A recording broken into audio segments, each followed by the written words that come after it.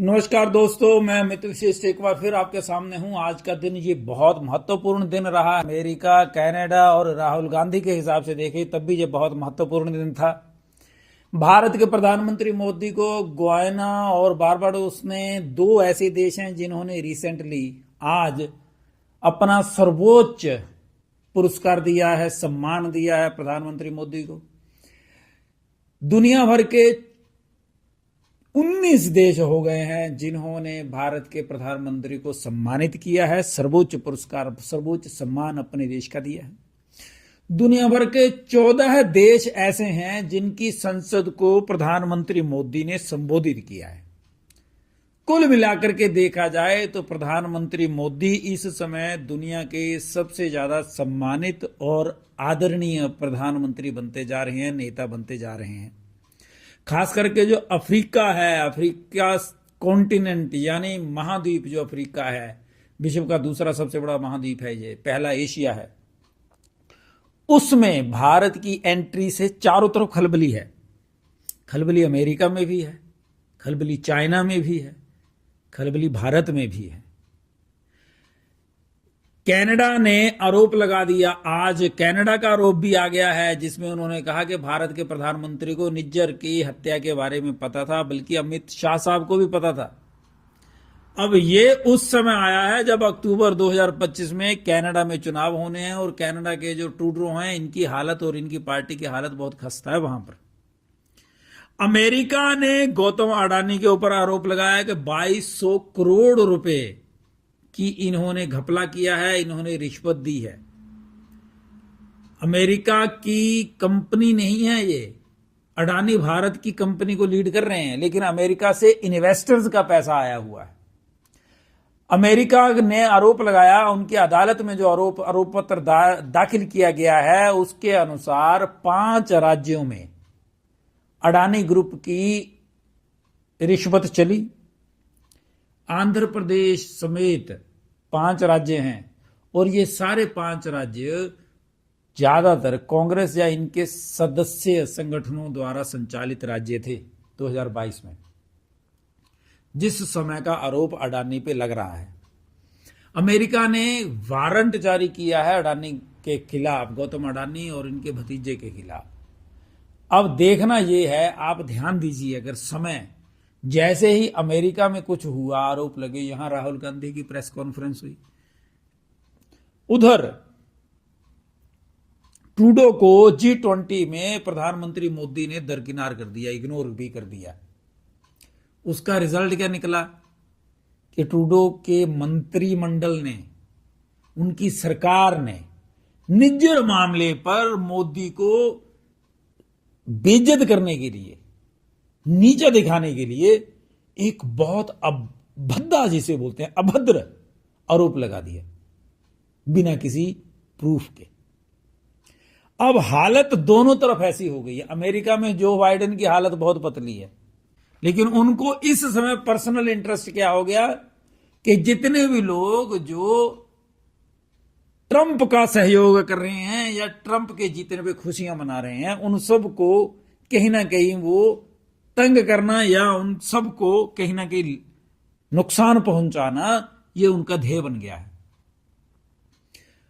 Trump के जीतने पर गौतम अडानी ने खूब ट्विटर पे मैसेज किए थे और ऐसा लग रहा था उस समय भी कि कहीं ना कहीं कुछ ऐसा हो सकता है, क्योंकि जो बाइडेन, आप रशिया का युद्ध देख लीजिए, अपनी श्रेष्ठता सिद्ध करने के चक्कर में यूक्रेन को उन्होंने बड़े बड़े, जो बाइडेन ने बड़ी बड़ी मिसाइल्स दी ताकि वो रशिया के ऊपर अटैक कर दे, लेकिन ये बात भूल गए कि रशिया के पास तो उनसे भी बड़े बड़े हथियार हैं और रशिया न्यूक्लियर पावर कंट्री है। लेकिन इस चीज का जो बाइडेन को कोई मतलब नहीं है। क्यों नहीं मतलब? क्योंकि अब पर्सनल इंटरेस्ट आ गया, गरज आ गई, हार से बौखला गए।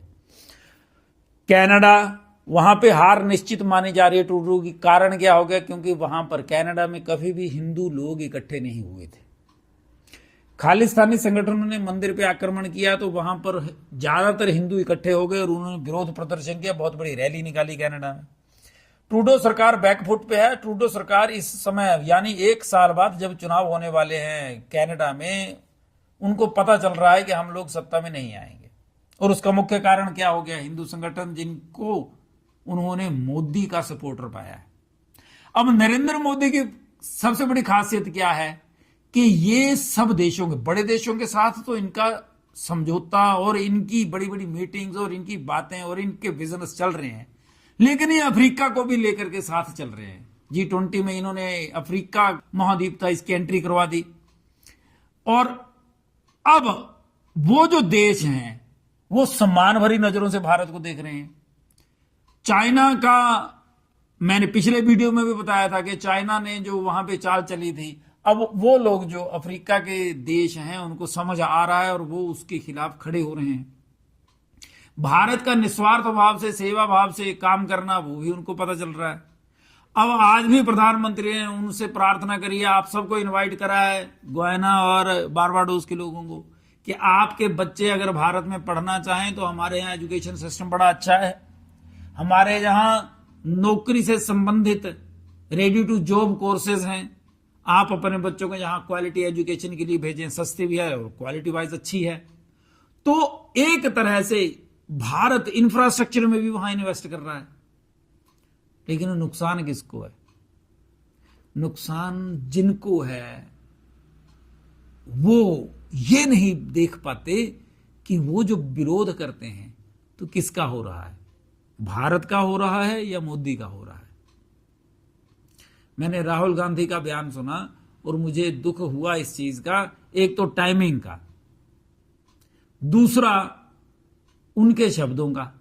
लेकिन राजनीति है, अगर राहुल गांधी की जगह कोई और होता, भारतीय जनता पार्टी का कोई नेता होता, शायद वो भी ऐसा ही करता। क्यों?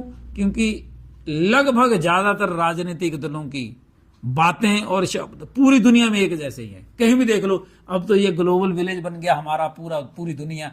कनाडा में कुछ होता है तो भारत में एकदम से रिएक्शन आता है या नहीं? कनाडा ने आरोप लगाया भारत में, कांग्रेस और इनके सहयोगी दलों ने बोला हाँ हाँ हाँ कनाडा जो बोल रहा है वो ठीक है।